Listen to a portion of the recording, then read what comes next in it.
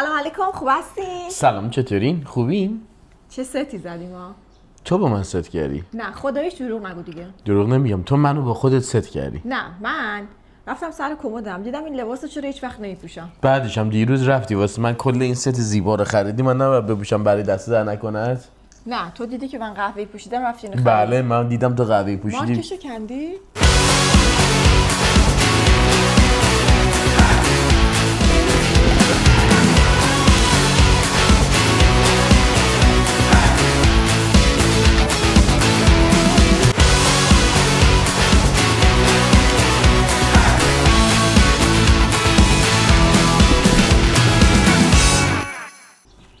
چرا می‌جوری می‌کنی؟ دستم سرد بود. آره کن.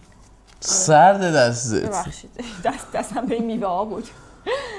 خیلی خوشگله. دیدم یه دونه سبز برات خریدم، همش تنته، داشت نخنما میشد. گفتم چرا یه ست قهوه‌ای بولیس شلواره که خیلی هم استفاده میشه. آخه نمیشه همش با شلوار لیو نمیدونم تیپ مردونه رفت بیرون. یه وقت آدم میره یه جایی قدم بسته دیگه. حالا خب ست با هم شد $70 تخفیف خورده بود. خیلی گرونه، واقعا گرونه. من بالای $17 چیزی نمیخرم. پدرام خیلی از اینکه پول به لباس بده هرس میخوره و درستم هرس میخوره. کار درستی نیست پول زیاد به لباس دادن، ولی این یه همچین چیزی با این کیفیت زن آدم واسه بخره اصلا $700,000 میارزه. بازم از این کارو بکن، هفته یه بار لطفا. خیلی ذوق میکنه من براش چیزی میخرم، یعنی واسه همین کم میخره. بهترین شاید هم چون کم میخره من ذوق میکنم. بهترین حس دنیا رو داره وقتی من براش لباس میخرم. واقعا آدم وقتی برای یکی چیزی میخره اینقدر ذوق میکنه، خیلی خوبه. واقعا ممنونم که اینقدر ذوق کردی برای پگام هم اینقدر ذوق میکنم واسش میخرم. اونجوری هم نیست ولی نه من بیشتر قیمتش میپرسم از کجا خریدی. آره من بیشتر میترسم چیزی واسش بخرم. رنگ دیگه نداشت، چرا اینو خریدی، چرا این شکلیه. چرا خودم اعتراف میکنم مشکلاتمو. آدمی که خودش میشناسه واقعا حساس تر از تو هم. تو همه چیزی که من میخرم من خودت میدونی حساس تر هستم تو لباس. داره خوشگل ولی چیزی که من زنم واسه من میخره یعنی بهترین چیز برای منه و همینطور برعکس. خب مهمون داریم. چه معنی داره دوباره دوستای تو رو دعوت کردیم؟ آها ببخشید اینو تو به من میگفتی. چه معنی داره دوستای تو رو دعوت کردیم بعد دوستای منو دوباره دعوت میکردیم؟ دومین مهمونای رسمی خونمونن بعد از اون مهمونی 30 نفره. اینو باید بگم. چه معنی داره دوستای منو تو این خونه دعوت نکردیم؟ دعوت میکنیم. دعوت میکنیم. اول دوستای تو بعد دوستای من و پدرام توی این شرکت هایی که کار میکردیم دوستای خیلی خوبی پیدا کردیم. پدرام 1 سال تو شرکتش بود، 1 سال 1-2 ماه. بله. که ویدیو رو دیدین. دوستای پدرامو دعوت کردیم، غذای ایرانی پختیم، خیلی شب خوبی بود، خیلی خوش گذشت. خونه قبلیمون تو 1 سالی که خونه قبل بودیم فقط یه بار مهمون برامون دعوتشون کردیم، اونم همکارای پدرام بود، خیلی خوش گذشت. دوباره اینجا میخوام دعوتشون کنم با اینکه پدرام توی اون آفیس نیست ولی دوستای خیلی خوبی براش بودن و هنوز باشون در ارتباطه. پدرام یه کار خیلی خیلی خیلی عالی بزنم به تخته مثل مادر بزرگا پیدا کرده. حالا تو دیگه خوبیه در مورد شغل جدیدت هم صحبت خواهیم کرد. یه چیزی رفت موزی بعدم برده. منم توی آفیسمون باید خدمتتون عرض کنم که دوستان و عزیزان من استعفا دادم. روز دوشنبه یا سه شنبه رفتم سر کار، 1 ساعت نیم ساعت نشستم، استعفامو نوشتم، هی آماده کرده بودم با چت جی پی تی. بعد ادامهش اینجوری بود که من نوشته بود که نامه اینجوری بود که من میخوام استعفا بدم و روز آخر کارم، چون من توی این شرکتی که بودم 5 ماه کار میکردم، وقتی اجازه زیر 1 سال باشی باید 1 هفته زودتر اعلام کنی که میخوای بری. اگه بالای 1 سال تا هر چند وقت که مثلا 1 سال تا 20 سال توی شرکت کار کنی باید 2 هفته جلوتر. نه اگه 1 سال تا 5 سال، 1 سال تا 3 سال باشه 2 هفته است، مثلا 2 سال تا 4 سال باشه 3 هفته است، 5 سال باشه 4 هفته است. آره من زیر 1 سال بودم، 5 ماه بودم و 1 هفته کافی بود بهشون بگم. گفتم دیگه هفته آخرمه، دیگه نمیتونم، دیگه واقعا به فشار اومده. حالا یه ویدیو جدا در مورد استعفا دادنم بهتون میگم. در مورد جفت استعفامون یه ویدیو میسازیم، تجربه‌های کاریمون رو اینجا میگیم. بچه‌هایی که ما رو میشناسن میدونن کجا کار میکردیم. ویدیوهای قبل رو حتما بریم ببینیم. من در مورد شرکت هم، در مورد حقوقم، در مورد همه چیمون گفته بودیم.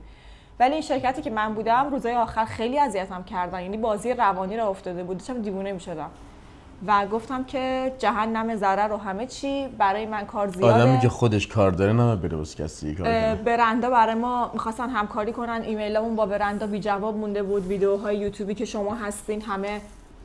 خب بذار من دستم اینوری بذارم. نه بعد چرا؟ نه تمرکزم باشه دارم ویدیو جدی یوتیوب صحبت میکنم. ویدیو یوتیوب برنده که باشون کار می‌کردیم. آره ویدیوهای یوتیوبمون بود. هی شما هر روز میگفتین چرا کم ویدیو میذاری، کجایی؟ 8 تا 4 و نیم بعد از ظهر هر روز 8 تا 4 و نیم 8 تا 4 و نیم، جایی که ماهای اول خیلی دوستش داشتم، خیلی خوب بودن، یهو اصلا فقطم یه نفر که اونم رئیسمون بود و دقیقاً حالا ولش کن. نه حالا بعداً توی ویدیوی بعدی بعداً در موردش صحبت می‌کنیم. این ویدیوش آره. حالا حالا وقتی که خواستم بیام، همکارام 2 تا دخترن، توی اتاق با هم بودیم و ما 5 ماه ور دل هم از خاطرات، من از جنگ میگفتم، از ایران میگفتم، اون از کلمبیا میگفت، اون کی از استرالیا میگفت، با هم مقایسه میکردیم، عقایدمون رو میگفتیم، همه چی. یعنی اصلا میدونستم من دیشب چی خوردم، من میدونستم اون دیشب آخر هفته مثلا کجا بود. بعد که خواستم بیام گفتم بچه‌ها من ریزاین کردم، اونا میدونستن که مدیره داره پروپای من میپیچه، بهشون گفته بودم من دیگه امروز فردا ریزاین کنم. کسی پروپای من نپیچیده داشت، من اینجا همه رو خط خطی کردم، تو رو نزنم آن ببم. ولی جالبه که من 2-3 روز قبل من شروع کردم همینجوری اپلای کردم واسه جاهای دیگه، چون توی استرالیا خیلی اینجوریه که شما یه شرکت که هستین، شرکت‌های بعدی هم اپلای میکنین، چرا که نه یه کار بهتر میرین، همه این کارو میکنن. یعنی کلا تو آفیس ما هم هر جا فکر کنن یه جای بهتره میرن، شرکت بهتر با درآمد بهتر، شرکت بهتر یعنی شرکت بزرگتر، جایی که دولتی باشه کلا دیگه. بعد بهشون گفتم بچه من دارم میرم و دیدم که میخوان گریه کنن، یکیشون خیلی ناراحت شد اینا. گفتم بعد شرایط بد بود، مدیر من یعنی کلا اون پشت در بودیم میشنید صدامونو. گفتم من میرم، خیلی وقت خدا میترسیدم در وا کنه بگه مثلا اگه فکر کنه با هم داریم حرف میزنیم میگه چرا داریم با هم حرف میزنیم، با هم حرف نزنیم فلان. گفتم خیلی حرف نزنیم تو اتاقشی، حالا وقتایی که نیست یه وقتایی میشه حرف زد، ولی وقتی تو اتاقشه خیلی بد ساکت بود و هیچ صدایی نیاد. گفتم من میرم خونمون، دعوتتون میکنم خونمون. حالا 2-3 روز 4-5 روز من نرفتم، نشمردم روزا رو، خونه بودم، به خودم رسیدم. فقط 2-3 روز طول کشید هضم کنم که تو اون شرکت فقط 2-3 روز طول کشید خونه رو تمیز کنیم. خونه زیر و رو، یعنی واقعا خیلی سخته که 2 نفر صبح تا شب برن سر کار. نکن آخه من صبح تا شب میرم سر کار و پگا هم صبح تا شب میره سر کار. خب یعنی ما روزمون از ساعت 6 صبح تا 6 بعد از ظهر به کاره، 4 ساعت میمونه و مثلا ساعت 6 بعد از ظهر تا 10 شب میمونه که من اون ساعت رو ویدیو یوتیوب ادیت میکنم و پگا هم خب واقعا خسته میشه، به غذا میرسه، به خونه میرسه، ناهاره خودمون ناهار هر روز مثلا ما ساعت 5:30 میخوریم بعد درست شه و همه اینا بسیار دچار ما رو برن اوت کرده بود. درسته که خیلی از شما که دارین ما رو میبینید الان خودتون از سر کار اومدین، کارمند اداری هستین، صبح میرین شب میاین، دمتون گرم، باریکلا، آفرین بهتون. ولی باید به اینم فکر کنیم که ما به غیر از اینکه مثل شما کار میکنیم یه شغل فول تایم دیگه هم داریم که اون یوتیوب ما و شمایید و کلا خیلی سخته که آدما هر دو کار کنن، خونهشون تمیز باشه، بچه داشته باشن، همه چی خوشبو مرتب باشه. خیلی سخته هر چی رو بچسبی، خیلی وقته یه کارمند نمونه بشی، تو شغلت بری بالا، درآمدت بیشتر شه، از این ور زندگی تو از دست میدی. یعنی همه چیز با هم نمیشه برد و هیچ چیز ارزشش بیشتر از زندگی نیست. پس پول کمتر پگاه شما رو ترجیح داد. من یکم فعلا نمیدونم میخوام چیکار کنم. آره یکم بس سرعت زندگی رو کم کنیم. چون یه جوری عین سگ داشتیم میدویدیم که واقعا نمیفهمیدیم چی میشه. بعد اینکه مثلا هی سر کار هر چی میگفت چی نمیگفتیم، کار اضافه میکرد، با اون بد رفتاری میکرد. خلاصه که من فعلا خونم، مصاحبه‌ام جای دیگه گرفتم، ولی مطمئنا اگه بخوام این سری برم شرکتی جایی ترجیح میدم 2 روز 3 روز برم، 2-3 روز خونه باشم. به این علت خیلی زیاد که یوتیوب ما بیزینس ماست و اینستاگرام هست، کلی همکاری با برندا داریم، درآمد اونطوری داریم. اگه که آدم میتونه بیزینس خودشو داشته باشه چرا باید بره بر کسی کار کنه؟ اگرم شما کارمندین، ایده‌ای تو ذهنتونه، بیزینس خودتون رو بذارید تو اولویت، باغچه خودتون رو بیل بزنید، کار خودتون رو راه بندازید، بدونید که سخت‌تره، یه نفرید باید یه بیزینس رو ران کنید، بیشتر باید تلاش کنید، شبانه روز باید تلاش کنید، ولی میارزه، خیلی میارزه. خب من میوه رو چیدم، خنکیش میره، کاش یخچال جا داشتیم میذاشتیم یخچال. برای همکارام گفتم دیگه یه استرالیایی یه کلمبیایی دارن میان براشون فسنجون دارن از میوه ها رو. من نفهمیدم آخر ایناشو میکنن یا نمیکنن. اینا که بالاخره نمیخورن قاعدتا دیگه. خودشون میکنن دیگه. سیبو که آدم میشوره میکنه ولی کیوی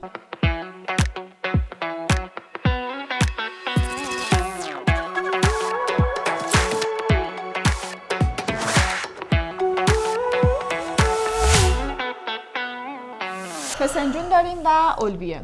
بله اولویه یه بار برده بودم سر کار خیلی دوست داشتن ولی فسنجون رو اصلا نخوردن. فسنجون واقعا هم خب سخت دوست داشتنش برای خارجیه. آره دیشب درست کرده بودیم گذاشتیم چون بعد بجوشه و این داستانا ناهار میخوام بیان. گفتیم که دیشب درست کردیم. الان گذاشتم بیرون که یکم هوا از یخچال در بردم گذاشتم اونجا گرمش کنم برنج زعفرونی بذارم و اولویه و خورده نون و این داستانا. شوره پگی پدی پس میخوای بازش کنی؟ شوره چی؟ ننه پگی. ننه پگی ترشی. نه. ننه پگا ترشی. یه چی ننه پگا ترشی.com.au. این ویدیو رو هم دیدین که با هم شور درست کردیم. شورامون آمادن. الان بازش کنم میترکه؟ نه چرا مگه اسیده؟ به یکی بیاد من از دست این مرد نجات بده. بعد چه خوشبوه. چقدر خوب شده. اوه چه ترده. اوه چیه؟ عالیه. آها چرا قیافت بس شبیه اینجوریه قیافت. عالیه. چیکار کردیم این سری؟ چی کردی با دلم کردیم؟ تخمیری رفتیم جلو. سرکه نریختیم. دفعه‌های قبل منو همیشه بهت میگفتم شور سرکه نمیخواد. چقدر جمله سختی بود. تمام سریایی که شور درست میکردیم یه مقدار نمک با سرکه میریختیم. این سری فقط نمک ریختیم. باید خنک شه. باید موافقم. چقدر خوشمزه بود. برید اون ویدیوی www.nanepegatorshi.com.au میتونین جدیدترین ترشی‌ها و شورهای ما رو با بهترین کیفیت سفارش بدید. چرا ددی پدرام نه؟ ددی پدرام غذاه شب شکمه. ولی خیلی خوب شده بود. خوب بود. خیلی خوب جای بود. شما تازه خیلی بعد خوب برای جاریان ببرم یا چی برای جاریان ببرم؟ بریم نشون بدیم. بریم نشون بیا. خب وقتی که با یه مامانی بزرگ بشی که سر تا سر سال تو خونتون این صحنه ها بوده، این میشه ترشی هفت قلم، هفت بیجار، ترشی فلفل دودی شده، تمام اینا دودی شدن، ترشی لبو، سیر ترشی و این شور بزرگا که برای جاریامه. اینم برای خود. سیر ترشی بزرگا برای جاریامه. جاریه کوچولو دو تا ظرف کوچولو بده تو. عروس شما هن با من نسبت خیلی جاری تو هن. قبل از اینکه عروس ما باشن جاری. خب پس بده بهشون دیگه. تو باید بدی. خلاصه این میگه آبش کم شده زیادی نگاه کن. آره آبش اومده پایین. آب باید بریزیم توش. آره ننه پگا ترشی. حالا اونی که الان باز میکنیم میخوریم یه خورده میره پایین آبش اضافه میاد. آب میریزیم سر این چون آب نمکی خیلی. چقدر خوب بود این سری برگاشون میریزه. بعد چون هوا سرده دیگه اصلا فصلش الانه شور و ترشی درست کردن. قیمت هم میگی به ما؟ خب بریم سر اصل مطلب. حالا در مورد استعفای من و این داستانا میام کامل توضیح میدم اتفاقاتی که افتاده و ما قوی تر از این صحبت هاییم. از اینو میخواستم خدمت شما عرض کنم که میبینیم ما همیشه شاد خوشحال و بشاش و بزلگو برای شماییم. در جریان باشین هر کی چالش‌های زندگی خودشو داره. بعضی وقتا ما بسیار چالش‌های عجیب غریبی داریم و شما البته شما هم قرار نیست که بدونید ولی منظورم اینه که فکر نکنیم ما هم زندگیمون همیشه اینجوریه. نه ولی ما تلاش میکنیم که همیشه اینجوری باشه ولی غیر قابل پرهیزه که اتفاقات عجیبی تو زندگی آدم نیفته. خیلی واقعا. حالا بیشتر در جریانتون میذاریم. توی چند وقت گذشته زندگیمون خیلی بالا پایین داشت. من که اصلا یه روزشم با خودم راه میرفتم میگفتم خدایا. ولی به سمت بالا داشت نه به سمت پایین. فقط به سمت بالا و پیش روندگی. بالا پایین کشمکش همیشه بالا نیست دیگه. طلاق. داشتم با خودم فکر میکردم یه روزی که ایران بودم بزرگترین دغدغه‌م این بود که ویزام بیاد و از ایران برم. داشتم دیوونه میشدم. 2 سال طول کشید تا ما پروسه دعوتنامه و ویزامون با هم پیش بره. گفتم خدایا اگه من از ایران برم خوشحال ترینم. واقعا دارم بهتون میگم. بی اغراق من میرم اونجا خوشبخت میشم، اینجوری میشم اونجوری میشم، اصلا دیگه هیچی نمیخوام، اصلا برم توی خونه 20 متری برم سر کار بمیرم از صبح. یادته میگفتم حاضرم صبح برم دانشگاه دانشجویی برم. من که همیشه همینا رو بهت میگفتم پگا جان اینطوری نیست که میگی. بعد فهمیدم خب بیا اومدی 2 سال اینجایی، میدونی اصلا خوشبختیتون رو به یه هدف گره نزنید. وای خوشبختی در مغزتون. با خودم گفتم چه مرگته، تو مگه فقط نمیخواستی بری، بیا اومدی، پچه ناراحتی، پچه رو گرفته ای، اصلا نمیدونی. خیلی تو این چند وقت حالا خیلی برای شما ویدیو گرفتیم، خیلی حواسمون رو جمع پرت کردیم، خیلی پدرام همراهی کرد، مرد خوبی بود کلا توی پروسه فلان. خب الان اگه شما لطف کنید به ما بیشتر ویدیوهای ما رو ببینین، لایک بذارین، کامنت بذارین، من بتونم فقط یوتیوب رو داشته باشم و دیگه سر کار نرم. الان فقط پدرام باید هزینه ها رو بده چون من ما خب خیلی برای اینکه خونه بخوایم اینجا بخریم باید سیو کنیم، حقیقتا با شما نداریم دیگه. من دارم، من و اون بچه‌هایی که می‌خوایم بریم ساحل نداریم. یه تیم درست کرده میخوام برن ساحل هیزبازی. یه کانال اصلا می‌خوایم بزنیم. ما رو ویدیو توی یه جای ویدیو گفتم پدرام داره هیزبازی در میاره، مامانت نوشته این موضوع صحت ندارد. نه بابا. گفتم این پسرت هیزه، قبول دوستان هیچ چیزی بدی در فقط گروه هیزپد برای مردانه، خانمایی که میخوان جوینشن باید ممبرشیپ تهیه کنن. میدونی من چی میگم؟ ما اینطوریم. خانوما ممبرشیپ، مردا رایگان. ممبرشیپ تهیه کن، خانوما رو نکنن؟ نه من قول میدم بهت کسایی که میخوان جوین پدی هیزشن بیشتر خانومن. من نمیدونم چرا 1 2 3 4 5 6 7 تا تخم مرغ داریم. خب نه 6 تا سیب زمینیه دیگه. خب سیب زمینی تخم کی گفته؟ سیب زمینی تخم باید یه اندازه باشه. از کجا در آوردی؟ 2 3 تا میزنن 7 تا تخم مرغ. شما پدی هیز چی هم معنی چی هم؟ هیزی داری میاره زیر سوال؟ پوست به که حرف نزن. من میشه یه چیزی راجع به الویه بگم بفهمم؟ بگو. نه بفهم شما بفهم. بگو الویه رو اول بگو. نه خواهشم مهمتره بگو. نه. من کلا هیزی رو تا یه حدی ایراد نمیگیرم، تا یه حدی. بعضیا هستن که واقعا تو مهمونی و مجالس که فامیل آدم هم هستن آدم معذب میکنن واقعا. مثلا آدم نمیره به شوهرش بگه ولی اوکی زشته بس. خیلی بدن خدایشون واقعا بدن. نمیکنن بابا، اینجوری نداریم، اونجوری دیگه نداریم. نه دیگه واقعا نداریم دیگه واقعا اونجوری اینجوری مگه نوشابه با کردی؟ خب زیبایی رو باید دید. من خودم از حسد تا مرد بدترم یه جوری. تو خودت از کانال پدیهیز نمیشی؟ میرم خودم بعضیا اینجا خیلی بد لباس میپوشن، از ایرانم خیلی بده دیگه، همه چیش بیرونه، انگار تو خیابون داره میره، انگار داره بابا خداییش اینو الان فهم کنم ما داریم جلسه آموزشی هیزی تو خیابون داریم. نداره، آدم باید نگاه کنه، آدم باید زیبایی رو نگاه کنه، ولی اونی که با منظور نگاه میکنه که من نمیدونم، من اون آدم نبودم و من خانومم، آقایون منظور دقیقاً چی هست؟ تصور میکنه، اندازه گیری میکنه. ول کن چیکار داری؟ واقعا تو آدم نیستی، خودت اینجور جلوه میده جلو مخاطبا. حالا من چی بگم؟ مامانش که کامنت میذاری نه پسرم اینطوری نیست. گلم من شغلم ایجاب میکنه. مامانت نوشته بود نه عکاس میگه محرمه. چیه؟ واقعا نوشته بود این موضوع صحت نداره. این موضوع صحت نداره. خب راست میگه. این موضوع صحت نداره. بیا الان اینا شما صحتشو اینجا خوبه ویدیوهامونو میبینه. خودش قاضیه. مامانم؟ آره. قاضی. عروس گیرش اومده صبور جلوی هیزی مرد. پدرام بعضیش بهش چیزی چسبیده وایس بشوره. چشم حواسم هست. تو حواست جای دیگه است اتفاقا، اصلا حواست اینجا نیست. تموم تخم مرغا رو با پوست داری رنده میکنی. اگه هیز نبودی تو هواپیما میشستی از یه مقصدت میرفتی سر جا. تو صداقتتو میخوام اینجا اندازه‌گیری کنم. تو هواپیما زن پیدا نمی‌کردی. صداقتتو میخوام اینجا اندازه‌گیری کنم. تو هواپیما کی هیز بازی در آورد؟ تو من هیزبازی در اومدم کاری انجام دادم. من داشتم شغلمو انجام میدادم، تو هم مثل مسافر نشسته بودی. خب آفرین. کی تو هواپیمایی که همه چیز رایگانه پولیه میاد یه قهوه میده دستی یه خانمی؟ من آدم مهربون و بخشنده ام، خودت هم میدونی. خب منم آدمیم که آدمای مهربون و بخشنده. من دیدم که همه مسافرها خارجی ان، یه دونه ایرانی قاطی خارجی نشسته. منم که مهماندار خارجی بودم، ایرانی بودم. گفتم برم با این آقای، دلم برای زبون فارسی تنگ شده.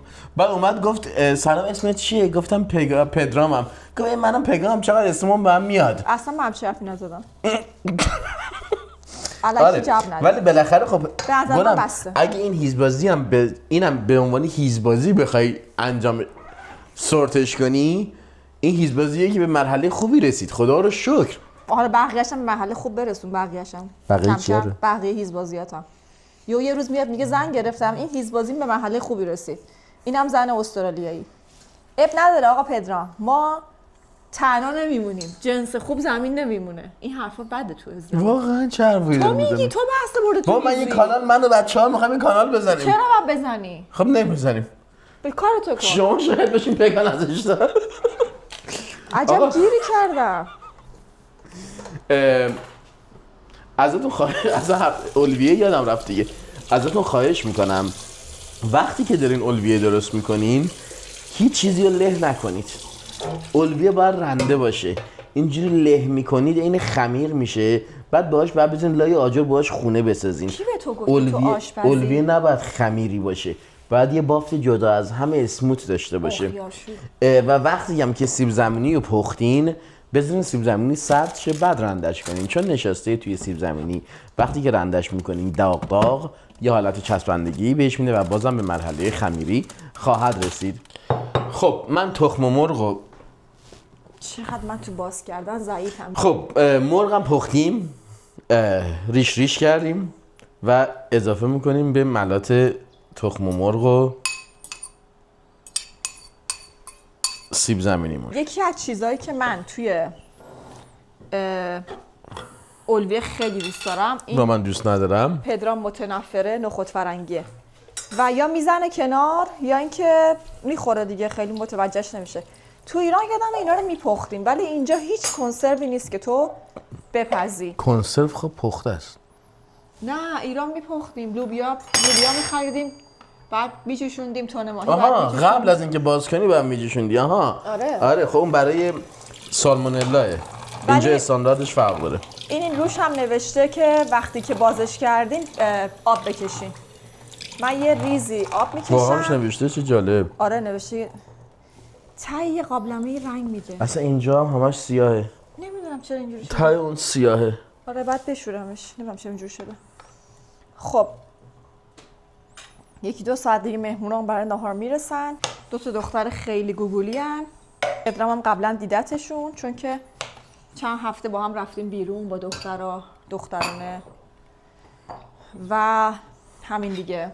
سالاد الویه رو یه زبان مثل هست میگن سالاد الویه و خیارشورش اصلا نباید کم باشه، ولی چیز خوب باید باشه. آره خیارشور شیرین و شل و یادتونه قدیما از این خیارشورا بود اندازه ساعد دست آدم بود تو بقالیا میفروختن، این اسفنج بود، از اونا نباید باشه. بعد بافت کرانچی جذاب. برای اون خیارشورایی که تو دبه‌های فلزی بود تو ایران، یه دونه از این چیزا کوچولی توردار میکشی تو پلاستیک فریزر گره میزد بهت میداد. آره. بعد همونجا می‌خواستی اصلا پگا به یه سری خیارشور معتاد بود تو ایران. مثلا آقای اونور نگاه می‌کرد یه دونه از تو پیت ترشی برمی داشتی خیارشور می‌خوردی. دلم برای اونا تنگ شده. حالا الان یه دونه تا روتون برای این می‌خورم. اینم از فروشگاه ایرانی خریدیم. چطور است؟ خوبه. از خیارشور استرالیایی بهتره. خب من براشون 2 تا کادو هم گرفتم. یه لباسی من همیشه میپوشم از این، چون الان پاییزه، یه دونه از این چیزایی که آدم میذاره دوشش خیلی دوست دارم. من سر کار همیشه پانچو تور میپوشیدم، دوست داشتم. 2 تا براشون خریدم. فقط یادم بره که کوچیکه اشتباه ندم، کوچیکه پاولا، زیری بروک. و این عکس زدیم به دیوار اینجا. این یکی از قشنگ ترین صحنه های زندگی ما. بارها این عکس رو بهتون نشون دادیم. بچه‌هایی که ایرانید به جای کیش و قشم و فلان و فلان و فلان بلند شید برید پارسیان، جنوب ایرانه، آدمای بسیار باصفا و این عکس هیچ ادیتی نشده. یه ساحلیه که لای این صخره ها همش سبزی هست.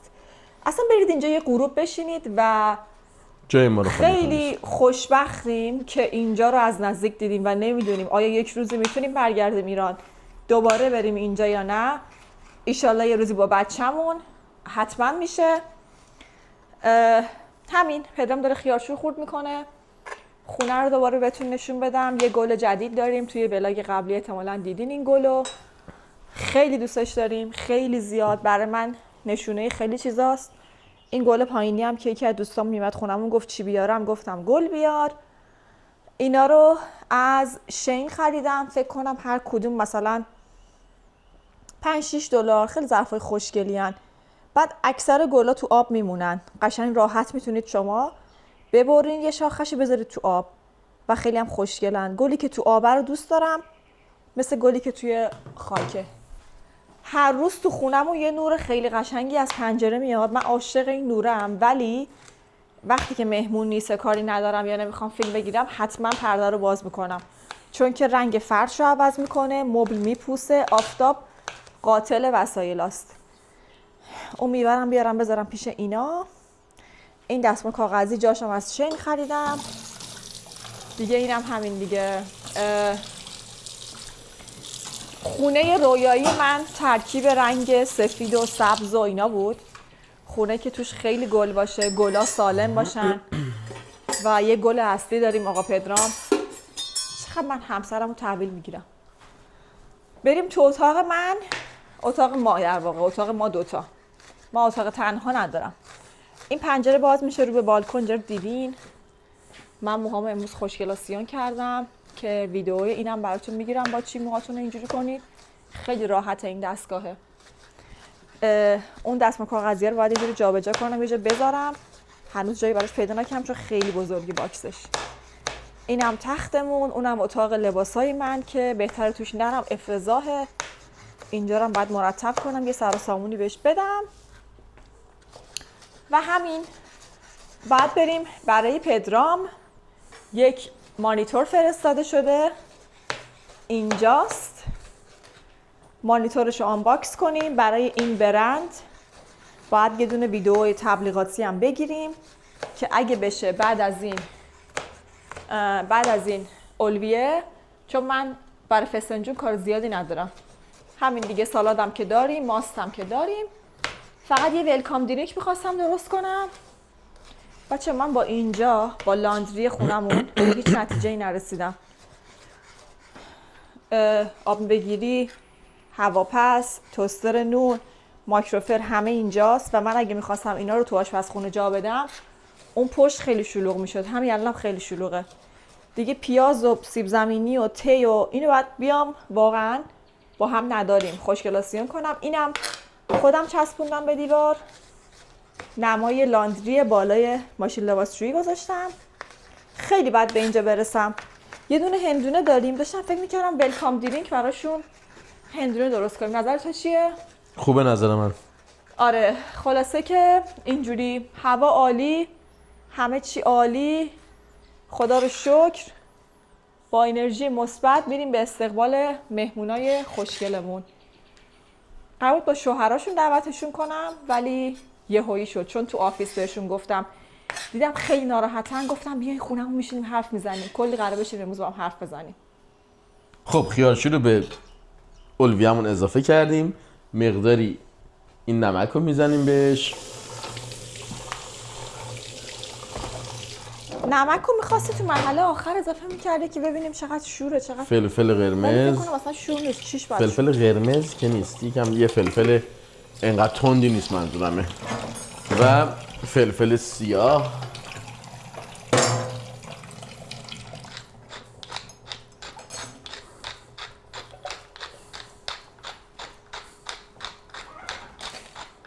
توی تمام مهمونی ها، ایونت ها، کلا توی خونه ما 90% آشپزی رو، شاید بهتون بگم 98% آشپزی رو پدرام میکنه و اونم تو ویدئوهای قبلی هم گفتم، دوباره میخوام بهتون بگم وقتی میگی انگار حالت خوب میشه. یعنی دوست دارم شما اینجا بدونید که همینجوری که توی ویدیو دیدین من از اول کنار پدرام بودم، آماده کردم، شستم، برداشتم. توی مهمونی ها و توی تمام روزهای دیگه روزی نبوده که من بشینم پامو بندازم رو پام و پدرام آشپزی کنه.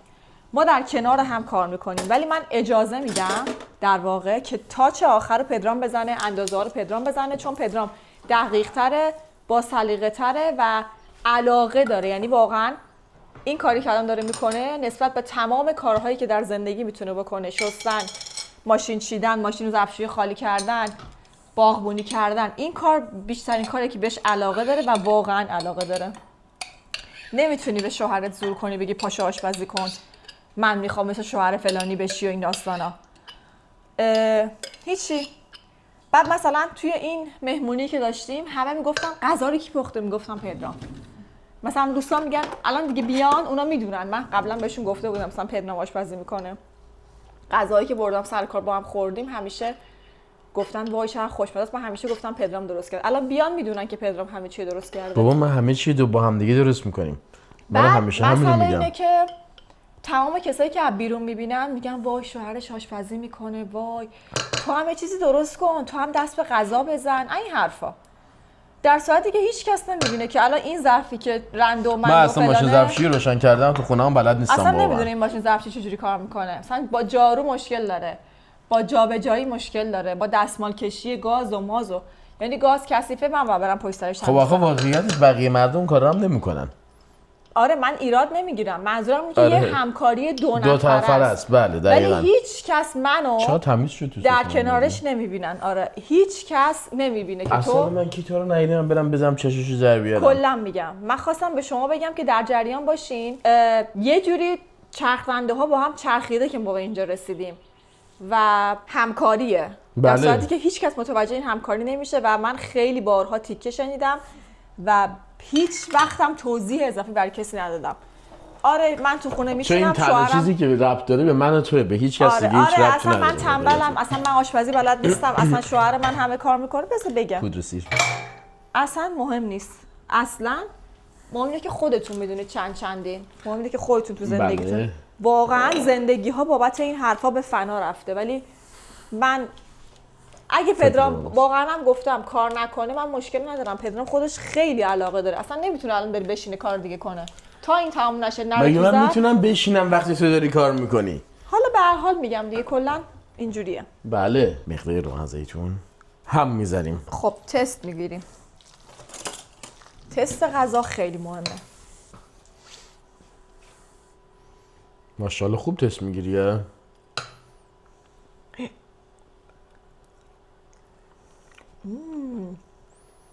نمک نداره. عالیه. نمک نداره. خیار شورشون خوش ترش بود. ترش بود؟ شور بود. خیلی خوشمزه شد. خب ظرفی که برای اوناست رو میکشیم. ظرف برای خودمونم میتونیم الان 2 تا نون بیاریم و مگه اونا کی میخوام بخورن؟ 2.5. خب خودت چرا با اونا نمیخوری؟ میتونیم. خودت با اونا بخور، منم بعدا میخورم.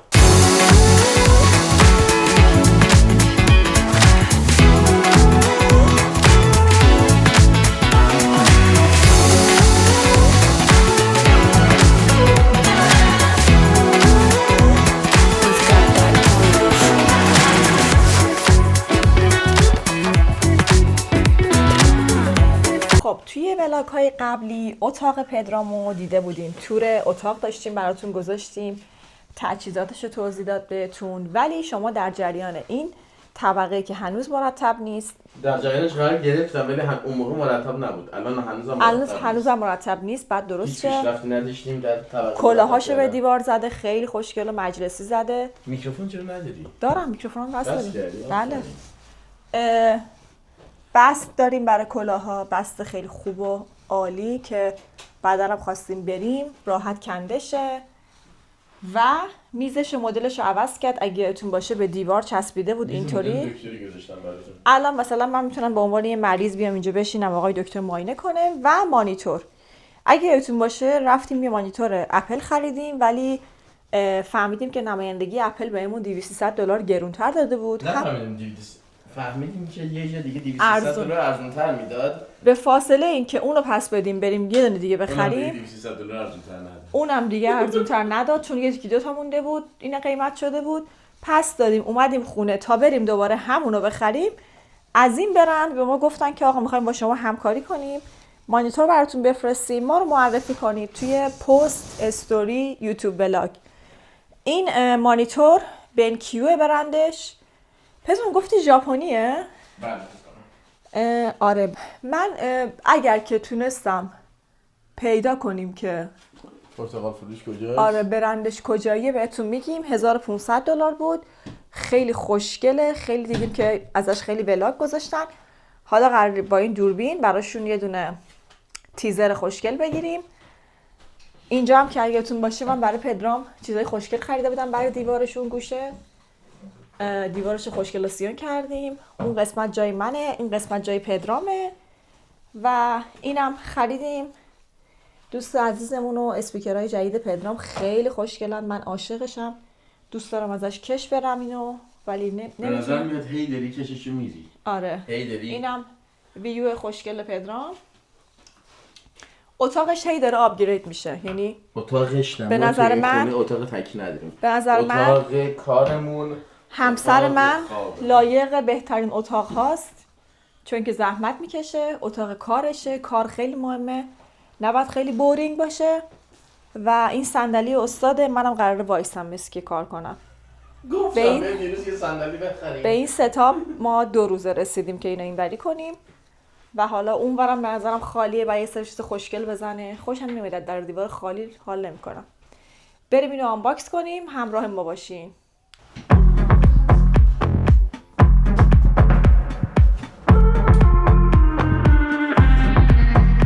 گفتی که توی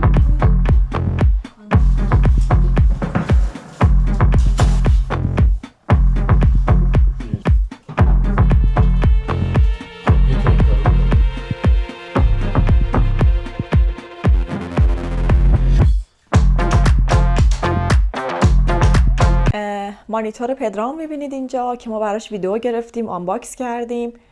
ازش خواهش میکنیم که ویدیویی که درست کردی رو اگه تونستی، اگه آماده بود، بین این ویدیو جا بده که بچه‌ها ویدیوی تبلیغاتی ببینن چجوریه. استاد نشستن برای خودشون دیرینکشون رو میخورن و البته یه ذرم کار داره و من مهمونم اومدن و رفتن. خیلی خوب بود، خیلی عالی بود همه چی. آره همکارام اومدن رفتن و اینکه خیلی خوش گذشت، خیلی عالی بود. بریم بهتون بیرون نشون بدم، بگم که چطور بود، چی کار کردیم. فسنجون رو خیلی دوست داشتم. من براشون دمپایی آماده کردم. یکیشون گفت من با دخترم میام، 2 تا قرار بود بیان. دخترش یکیشون با خودش آورد، دخترش 13 سالشه، دمپایی رو پاشون نکردن، همینجوری پابرنه بودن. ما ایرانی‌ها خیلی دوست داریم دمپایی پامون کنیم ولی اونا نه. ظرفای فسنجون رو تو این کشیدم، همه رو خوردن، خیلی دوست داشتن. بروک میگفتش که فسنجون مثل مرغی میمونه که تو سس درست شده، چون فسنجون با مرغ بود. براشون توضیح دادم که مثلا این تیکه های مرغه که با سس رب انار و گردو و اینا درست میشه. بعد خیلی دوست داشتن، خیلی خوششون اومده بود. بعد برنج تهدیگی که ما ایرانی ها درست میکنیم، تهدیگ گرده، برگردوندم. خیلی براشون تعجب آور بود که مثلا چه خوشگله، چقدر با نمکه برنج اونجوریه. براشون برنج کشیدم، بهشون واقعا میگم بهشون گفتم که از این خورش بکشن رو برنجشون. همش خورده شد، همه فسنجون و برنج خوردن. اولویه رو عاشقش شدن. اولویه رو هم با نون خوردن. بعد براشون چای درست کردم، هل و دارچین و گل محمدینه رو همه رو بهشون نشون دادم. فقط ازشون فیلم و عکس نگرفتم چون که یکیشون خیلی ناراحت بود، صبح کلی گریه کرده بود، گفت من اصلا قیافم خوب نیست، حالم خیلی بده، یه مشکلی براش پیش اومده بود. کلی با ما حرف زد. بعد از همون اول دیدم گفتش که بچه‌ها من حالم خوب نیست اینا. من دیگه گفتم ولش کن، دوربینو بذارم کنار و کلی با هم تایم گذروندیم. خیلی خوش گذشت. غذا رو خیلی دوست داشتم. فسنجون فکر کنم برای خارجی‌ها خیلی خوب باشه. من البته همیشه که خورش درست میکنم. دفعه قبلم که مهمون داشتم تحچین گذاشتم براش خارجی‌ها و دیگه براشون چای درست کردم با کوکی هم خیلی دوست داشتن. اینجوری بود که نصفشو دادم بردن. دیگه یه ذره نشستیم با هم یوتیوب نگاه کردیم. میوه اینجا براشون آماده کرده بودم و کلی بهشون خوش گذشت. فکر میکنم همه چیز خیلی عالی بود. به همکارم هم 2 تا کلاه قرض داده بودم، میخواست بره یه جایی کلاه لازم داشت و کلاهامو برام آورده اینجا. همین دیگه. این سالادم نخوردن چون احتمالا این چیزی بود که همیشه میخوردن و داشتن. برنجم توی پلوپز پارس خزر که از ایران اومده تهدیگی مشتی براشون درست کردم. جای شما خالی، ایشالله که یه روزی همتون مهمون خونه پگی پدی باشین. خیلی خوب بود، واقعا خوب بود، خوش گذشت. فقط کاش میتونستم ازشون فیلم بگیرم ولی عکسشون رو براتون میذارم. چقدر هوا خوبه، چه غروب قشنگی. الان باید برم پیاده روی اگه بشه. ساعت 5 الان. همین.